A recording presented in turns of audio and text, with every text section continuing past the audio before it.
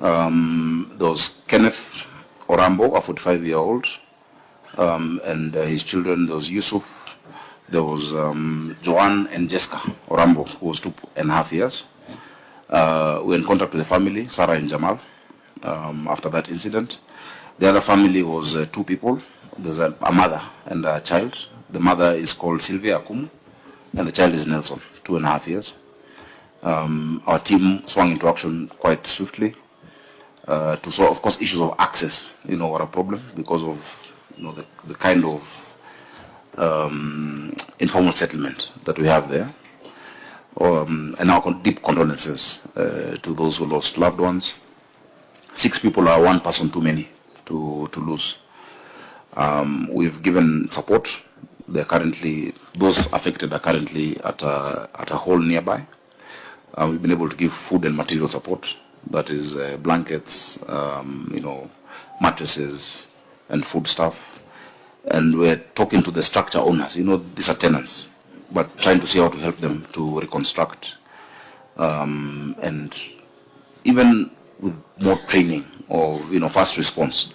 Because in as much as the nearest station would take them 8 or so minutes and they were there in less than 15, the fast responders normally are the young people around there, and we have a program of training young people across the city to be able to respond quickly. It is true there's this issue of state of roads, and which is why we really implore upon the Senate. Even in as much as there's white smoke on the division of revenue, which we are not happy with as governors, there's the pending issue of RMLF. A lot of these roads, whose state has been raised, including Muratina and Jogoro was on the news, and you see vehicles jumping off those potholes. People are not able to distinguish whose responsibility it is, because those are national roads under Kura.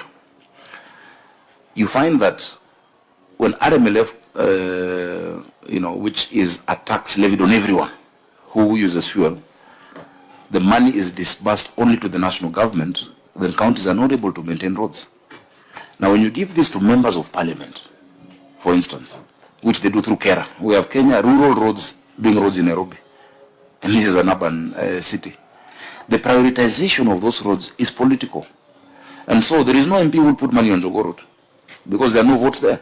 They'll go put money, the MP for Westlands, for instance, will do Kangemi, he will not do Westlands Shopping Center.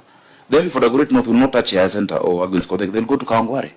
And that is why, as governors, we are saying that a tax raised nationally by every taxpayer using county or national roads should therefore also be distributed by the ratio of county roads versus national roads. And the county roads are actually more than national roads. Some of the roads we've been able to do, including in Isili, Waudo Street, and a number of the avenues, was because we were able to get stuck RMLF from 2019 when we got into office, around 900 million or so that had been stuck during the previous regime because they diverted funds. I was able to get them and do many of the roads. If you go now to every ward in Nairobi, there are road projects going on through what we call our ward-based projects. We focus projects in every ward. The highest allocation previously, Senator, was 200 million in 2017-18. When I got into office the first year, we did 735 million worth of those roads. And this last year, we've done 950 million worth of those roads. So those are roads which are internal. Fortunately for us, Section 6 of the Urban Areas and Cities Act talks about infrastructure in the capital city and the need for a special arrangement between the national and county government. And we've been able to sit down with the national government and said, look, we need to prioritize certain roads, some which are under your purview, and extra support for those under our purview due to lack of the RMLF.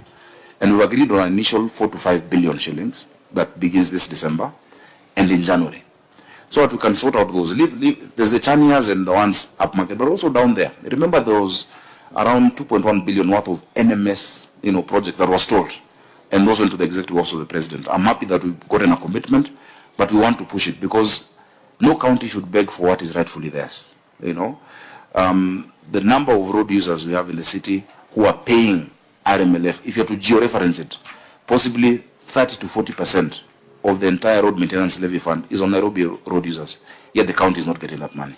So Senator Sifuna, I'll look at the specific one, but I know that is part of the roads on our list that we're pushing to be done. As recently as actually this Monday, I sat with the CS Davis Future Kura Director General, Kenya as well. We've seen the mess here on Uhuru Highway and under the expressway.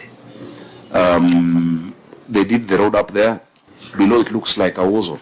You know, a contract was awarded. The people of Kangemi want the bridge to cross over to the other side of, Loresho and Kibagare. There's a 3 billion pending bill there. So if you look at what we've, and I would be very happy to furnish the Senate with the details, coming to around 11.2 or so billion shillings to just sort out the capital must look like the capital.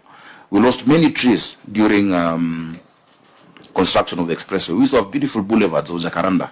We want to restore those and also walkways, non-motorized transport using high-performance concrete. So I'll be very happy to come to this committee or to the roads committee to express that the Senate must fight for counties. Counties don't want, that money is ring-fenced for infrastructure. If you allocate it politically through members of parliament, you will never sort out linkages between constituencies, which is the matter that we're dealing with. So finally, we're checking. We have the contact persons in Majengo. I spoke to the member of parliament, Honorable Yusuf, the area MCA, Honorable Irungu. We are working closely with them with our disaster team. Because also what we do is post-disaster psychosocial support to the affected families. So I think. Thank you, Governor. The question of the sewage and the bridges. Yeah, the bridges we constructed, the ones which had been targeted during that last flooding, were 17 bridges. Mainly, the worst affected place was along Madare River, Huruma Hospital Ward, coming up to Mabatini, Ngumba Bridge. We did a bridge in Odhiro Rudhimitu. We did bridges in Kibra constituency, and so I can furnish the committee that list. At that point, there was no bridge targeted at Kitui village, but closer by there's a Kiambu bridge, the two bridges. One crosses over to KCC, another one crosses over to the other side of Mukuru. We raised the level of those bridges. They're higher because of the rising water level. Now, what we're doing as well is, because the riparian was secured after that. Unfortunately, there was a silver lining. The 30 meters on both sides got secured.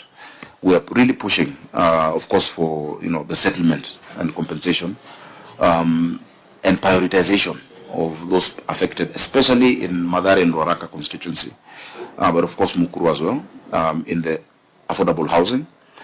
But the Greenway project that we're doing now with the Rivers Commission includes us as Nairobi County doing 54 kilometers of trunk sewers along the river, starting in Nairobi River, which is 27 kilometers.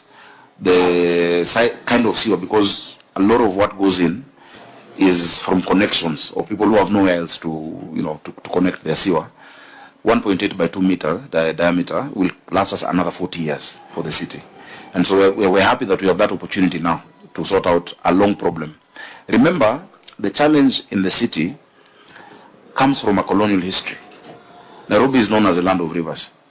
Most cities, the frontage is the rivers. We have Nairobi River, Ngong, and Madare. But what happened? Point of order, sir. Governor, because we don't want to take up the entire meeting with our issues that are outside the mandate of this committee. Perhaps just address the flowing sewage today. At that particular site, your people have been there. At Kitui village, it is flowing into people's houses. I've seen it myself. You just direct your officers to be able to deal with that issue by today. Yeah, I'll confirm that because I've not gotten that specific report. But what I was generally saying is that there's now been an injection of funds to Nairobi Water and Sewerage Company to sort out many of those problems of all infrastructure. If you look at, as I conclude, Nairobi, CBD, and Ngara, Pangani, Isili, the sewerage infrastructure for solid waste was set up pre-independence. It's very old infrastructure for a smaller population. We now have AFD Bank support. We have French Development Agency and Africa Development Bank sorting out the lateral connections to that trunk that I'm mentioning. So because there's also, a river passing there, they will be part of that program.